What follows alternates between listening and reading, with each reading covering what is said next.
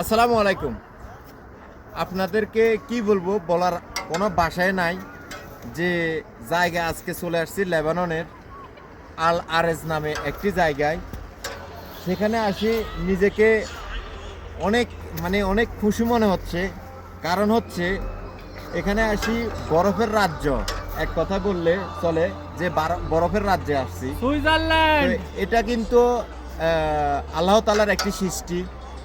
সব দেশে কিন্তু হয় না, এটা শুধুমাত্র কিছু কিছু দেশে হয়। তো এটা আল্লাহ এমন একটা সৃষ্টি করে দিয়েছে। দেখেন চারোদিকে হচ্ছে বরফ আর বরফ, সাদা হয়ে রয়েছে। এবং কি একটু পরে দেখবেন স্নোটা আসবে। আজকে কিন্তু ওয়েদারটা খুব একটা ভালো ছিল, তার জন্য স্নোটা আমরা পাই নাই। আমাদের আশা ছিল যে এখানে আমি স্নো অপেক্ষা করব যে স্নো আসবে কখন।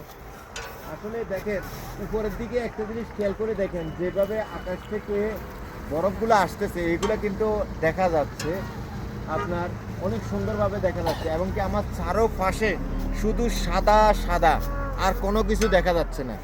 তো আমার এই বরফের যতগুলো ভিডিও আমি পোস্ট করব, যদি আপনাদের কাছে ভালো লাগে, যদি ভালো মনে করেন, তাহলে একটা করে শেয়ার দিবেন, একটা লাইক করবেন, একটা কমেন্ট করে যাবেন।